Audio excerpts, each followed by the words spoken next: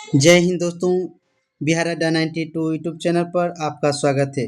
दोस्तों, इस वीडियो में बात करेंगे पॉलिटिकल साइंस के 30 अति महत्वपूर्ण सवाल जो आपके परीक्षा के लिए अति महत्वपूर्ण है। दोस्तों, अगर चैनल पर पहली बार हैं तो चैनल को सब्सक्राइब कर लीजिए ताकि आपका संपूर्ण तैयारी इस चैनल के माध्यम से हो पाएगा। चलिए दोस्तों, बात कर लेते हैं। पहला चैप्टर जो है आपका समकालीन विश्व में राजनीतिक। ये वीडियो वैसे लोगों के लिए भी महत्वपूर्ण है जो लोग बिहार स्टेट का एग्ज़ाम देना चाहते हैं 11-12 के लिए पॉलिटिकल साइंस से, या फिर बीपीएससी 4.0 जो टीचर बनना चाहते हैं 11-12 के लिए पॉलिटिकल साइंस के, तो इसी प्रश्नों से आपको परीक्षा में पूछा जाता है, तो उनके लिए भी ये वीडियो अति महत्वपूर्ण है। चलिए सवाल करते हैं दोस्तों। पहला ले लेते हैं, देखते हैं। पहला जो आपका सवाल है, कहता है पूर्व बनाम पश्चिम पदबंध का आशय किससे है। सवाल है पहला, पूर्व बनाम पश्चिम पदबंध का आशय किससे है, तो इसका आंसर हो जाएगा ऑप्शन नंबर बी दोस्तों, शीत युद्ध से। पहला जो चैप्टर है आपका शीत युद्ध, ये चैप्टर आपको इतिहास में भी काम आता है। दूसरा सवाल देखते हैं दोस्तों। 30 प्रश्नों को इस वीडियो में कवर करने वाले हैं। दूसरा सवाल है दोस्तों, कहता है दो ध्रुवीयता का अर्थ क्या हुआ। दो ध्रुवीयता का अर्थ क्या हुआ, तो दो का आंसर हो जाएगा ऑप्शन नंबर सी हो जाएगा, अमेरिका और सोवियत संघ का प्रतिद्वंदी प्रभुत्व। यानी दोनों में क्या था, दोनों में विवाद था। चलिए तीसरा सवाल देखते हैं दोस्तों। कहता है तनाव शिथिल का दौर कब से शुरू हुआ। तनाव शिथिल का दौर कब से शुरू हुआ, तो इसका आंसर हो जाएगा ऑप्शन नंबर सी 1970 के बाद हुआ। चौथा सवाल देखते हैं। सभी सवाल महत्वपूर्ण हैं, आपको ध्यान से देखते जाना है, क्योंकि दोस्तों यही परीक्षा में आपको 100 में से 50 आपका ऑब्जेक्टिव क्वेश्चन बनाना रहता है और 50 यही सवाल आते हैं। चलिए, पहला गुट निरपेक्ष सम्मेलन कहाँ हुआ था। पहला गुट निरपेक्ष सम्मेलन कहाँ हुआ था, तो 4 का आंसर हो जाएगा दोस्तों ऑप्शन नंबर बी, बेलग्रेड में हुआ था। पांचवा सवाल देखते हैं।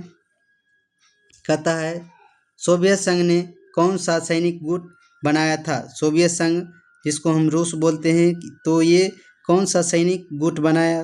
5 का आंसर हो जाएगा ऑप्शन नंबर डी दोस्तों, वार्सा संधि। छठा नंबर सवाल देखते हैं, 6 नंबर। कहता है किस गुट निरपेक्ष सम्मेलन में नई अंतर्राष्ट्रीय आर्थिक व्यवस्था स्थापित करने का प्रस्ताव पास किया गया, तो 6 का आंसर हो जाएगा ऑप्शन नंबर सी 1973 के एल्जीरियस सम्मेलन में। अगला देखते हैं दोस्तों। 7 नंबर सवाल है। सवाल कहता है तनाव शिथिल का दूसरा चरण शुरू करने का श्रेय किसको जाता है, तो 7 का आंसर हो जाएगा ऑप्शन नंबर सी सोवियत राष्ट्रपति गोर्बाचोव को जाता है। उसके बाद 8वां है G77 का आशय क्या है, दुनिया के किन देशों से है। G77 का आशय दुनिया के किन देशों से है, तो 8 का आंसर हो जाएगा ऑप्शन नंबर बी, विकासशील देश से संबंधित है। 9 नंबर सवाल देखते हैं दोस्तों। सभी सवाल को आपको ध्यान से देखते जाना है। चलिए 9 नंबर कहता है सवाल दोस्तों, पाकिस्तान के किस अमेरिकी सैनिक गुट में शामिल होने पर नेहरू ने तीखी आलोचना किया था, तो पाकिस्तान ने कौन सा गुट बनाया था, तो ये सीटो ग्रुप बनाया था, जिसमें पाकिस्तान शामिल हुआ था और नेहरू जी ने इसका विरोध किया था, तीखी आलोचना किया। अगला सवाल देखते हैं दोस्तों। 10 नंबर सवाल कहता है संयुक्त राष्ट्र का व्यापार व विकास सम्मेलन कब स्थापित हुआ। संयुक्त राष्ट्र का व्यापार और विकास सम्मेलन कब स्थापित हुआ, तो 10 का आंसर हो जाएगा ऑप्शन नंबर सी 1964 में। 11 नंबर देखते हैं दोस्तों। कहता है किस देश ने सबसे पहले समाजवादी राष्ट्रकुल छोड़ा। कौन सा देश था जो सबसे पहले समाजवादी राष्ट्रकुल छोड़ा था, तो 11 का आंसर हो जाएगा ऑप्शन नंबर ए, यूगोस्लाविया ने छोड़ा था। 12 नंबर देखते हैं दोस्तों। कहता है किस देश ने नाटो में अमेरिकी नेतृत्व का विरोध किया, तो 12 का आंसर हो जाएगा ऑप्शन नंबर बी हो जाएगा, फ्रांस ने विरोध किया था। अगला देखते हैं दोस्तों। 13 नंबर सवाल कहता है शीत युद्ध के लिए उत्तरदायी कारण कौन सा नहीं है? शीत युद्ध दो महाशक्तियों के बीच हुआ था, अमेरिका और रूस के बीच हुआ था। तो इसमें कह रहा है कि कारण कौन सा नहीं है, तो 13 का आंसर हो जाएगा ऑप्शन नंबर डी, वर्साई का संधि, ये नहीं है। दोनों महाशक्तियों के में सैद्धांतिक मतभेद था, ये सही है। द्वितीय मोर्चे का प्रश्न, ये भी सही है। युद्धकालीन निर्णयों का अतिक्रमण, ये भी सही है। 14 नंबर सवाल देखते हैं दोस्तों।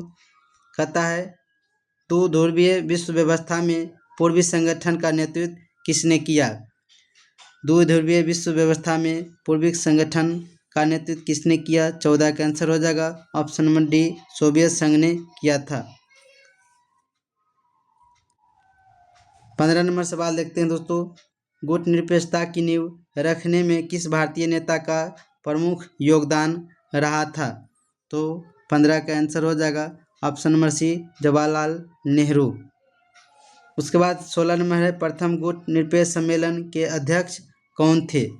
तो 16 का आंसर हो जाएगा option number D, Marshal Tito थे। अगला सवाल देखते हैं 17 नंबर दोस्तों। कहता है निम्नलिखित में कौन सत्य है? कौन सा सत्य है? तो इसका आंसर हो जाएगा 17 का ऑप्शन नंबर ए हो जाएगा, गोर्बाचोव ने ग्लासनोस्ट और पेरेस्ट्रोइका का विचार किया था। तो ये सही ऑप्शन है। 18 देखते हैं दोस्तों। सभी प्रश्नों को आपको ध्यान से देखना है, क्योंकि दोस्तों यही सारे प्रश्नों आपको परीक्षा में बार बार पूछा जाता है। 18 नंबर देखते हैं दोस्तों। निम्नलिखित में कौन सा कथन सत्य है? कौन सा कथन सत्य है? तो इनमें से सभी कथन सत्य है। लगभग दोस्तों 99% आपको नहीं आ रहा है सवाल, तो अगर सभी वाला रहे तो आपको बना के परीक्षा में आ जाना है। चलिए अगला देखते हैं। 19 नंबर सवाल है दोस्तों। कहता है कौन एक गुटनिरपेक्ष आंदोलन के जनक नहीं थे? 19 नंबर का सवाल है दोस्तों। इसका आंसर हो जाएगा ऑप्शन नंबर बी, अराफत नहीं थे। सुकर्णो थे, मार्शल टीटो थे और पंडित जवाहरलाल नेहरू, ये तीनों गुट निरपेक्ष आंदोलन के जनक थे। 20 नंबर देखते हैं दोस्तों। कहता है किसने खुले द्वार की नीति अपनाया था? ये भी सवाल बार बार पूछा जाता है। कौन सा देश है जो खुले द्वार की नीति अपनाया था? तो 20 का आंसर हो जाएगा ऑप्शन नंबर ए, चीन ने अपनाया था। अगला सवाल है किस नंबर गुटनिरपेक्ष देशों का शिखर सम्मेलन नई दिल्ली में कब आयोजित किया गया? तो 21 का आंसर हो जाएगा ऑप्शन नंबर सी, 1969 में आयोजित किया गया। 22 नंबर सवाल देखते हैं दोस्तों। 22 नंबर सवाल कहता है सोवियत व्यवस्था के निर्माताओं में निम्नलिखित में से किसको महत्व नहीं दिया? तो इसका आंसर हो जाएगा निजी संपत्ति के समाप्ति को महत्व नहीं दिया। अगला सवाल देखते हैं 23 नंबर दोस्तों। 23 नंबर सवाल कहता है, ये सवाल अति महत्वपूर्ण है, भारत ने पहला सफल परमाणु परीक्षण कब किया?